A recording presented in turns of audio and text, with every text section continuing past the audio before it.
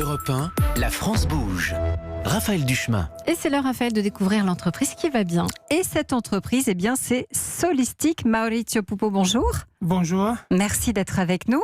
Vous êtes le directeur stratégie et business de Solistic. Solistic qui a un pied du côté de Valence, l'autre à Bagneux. Et c'est une entreprise qui est née dans les années 50 ici en France. Même si à l'époque, elle était, je crois, dans le giron de Thomson, c'est bien ça ? Et c'est ça, en fait. C'est une histoire qui remonte aux années 50 et qui donc a traversé des décennies avec plusieurs noms, Thomson, mais aussi Alcatel, par exemple. CGE, entre-temps aussi. CGE, donc beaucoup de transformations, mais avec un fil rouge qui ont vocation industrielle, ont vocation dans les domaines de l'automatisation. Et au début des années 2000, donc au début du XXIe siècle, Solistic a pris son nom actuel. Oui. Et entre-temps, elle a inventé tout un tas de produits. Quand on dit Solistic, alors on entend solution, on entend plusieurs choses finalement dans Solistic. Oui, logistique aussi. Vous avez imaginé un nom qui finalement faisait s'imbriquer plusieurs choses. Solution logistique. Solution logistique, ça fait Solistic en quelque sorte. Et il faut penser que si on prend la planète, tous les jours, il y a quelque chose comme 1 milliard d'objets, plus même, d'objets qui sont expédiés par quelqu'un et qui sont livrés à quelqu'un d'autre. Ce sont des colis, ce sont des produits qu'on achète en ligne, peut-être à vous aussi.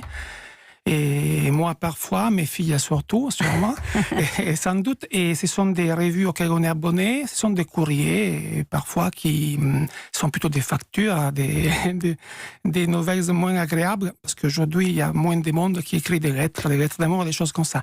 Mais il y a cette énormité d'objets qui sont expédiés. Et derrière ça, il y a donc des opérateurs professionnels de distribution de livraison, des opérateurs postaux, des sociétés dites de messagerie, de livraison express ou des transports, qui s'occupent de ça. Et pour s'occuper de ça, il y a beaucoup d'opérations pour traiter les objets, les stocker, réceptionner, les aiguiller vers leur destination. Mais dites-moi, comment est-ce qu'on a fait pour finalement moderniser ces outils ? Parce qu'on ne faisait pas du tri postal dans les années 50 comme on en fait aujourd'hui. Et pas dans les années 50, mais en fait, déjà aux années 60, il y a eu des débuts d'automatisation. Et c'est clair que surtout les volumes des courriers suivaient un peu les indicateurs macroéconomiques. Donc la croissance. Donc les années 60 sont une période de grande croissance, en Europe surtout. Et donc les volumes des courriers ont suivi cette courbe et donc ils ont suscité aussi la demande d'automatiser, à la fois pour des raisons économiques, c'est normal, l'automatisation, et pour réduire des coûts, mais aussi pour améliorer les conditions de travail, par exemple, parce que manipuler des objets un peu lourds, ça peut être très fatigant. L'utopie de l'automatisation est quelque chose qui remonte à la République de Platon, même. Et c'est à ces moments-là, aux années 60, que Solistic a commencé à faire de l'automatisation pour les courriers, ce qui s'est transformé au fil du temps en automatisation est quelque chose qui est plus large. Et surtout aujourd'hui, le marché de l'e-commerce qui est en énorme croissance. Où là, c'est les paquets, effectivement, qui sont distribués chez nous, dans nos maisons, comme vous disiez tout à l'heure. 800 brevets au total, vous faites travailler quasiment 500 personnes. Que dit notre coach de l'aventure Solistic, qui aujourd'hui est géré, je ne l'ai pas dit, qui a à 100% capitaux américains, mais tout le savoir-faire est ici, chez nous, en France. Exactement. La question, c'est formidable aventure, quel avenir ? C'est-à-dire qu'il y a des grandes ruptures, l'intelligence artificielle, ce genre de choses. Aujourd'hui, comment vous faites de la recherche là-dessus ou comment vous développez des nouvelles méthodes ? Et il y a quelque chose sur les marchés de la logistique qui demande toujours de l'innovation. Et donc, qui demande pour être compétitif sur ces marchés d'apporter des solutions nouvelles. Parce que la transformation, par exemple, de l'industrie postale et des colis qui étaient focalisés sur le courrier, qui aujourd'hui se focalisent sur l'e-commerce, montre qu'il y a besoin de répondre à des sollicitations qui changent. Et en plus, les systèmes d'automatisation touchent à deux aspects qui sont très différents entre eux. Le premier, c'est la manipulation physique des objets.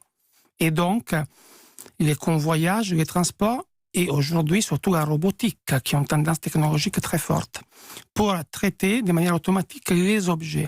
Et les traiter, ça veut dire aussi les respecter, parce que quand on achète quelque chose en ligne, On n'a pas envie de recevoir quelque chose qui est cassé. Et de l'autre côté, par contre, la technologie de l'information, et donc être capable d'interpréter les informations qui sont associées à ces objets. Et là, on a effectivement des investissements qui sont sur l'intelligence artificielle et sur les big data. On parle d'1 milliard d'objets.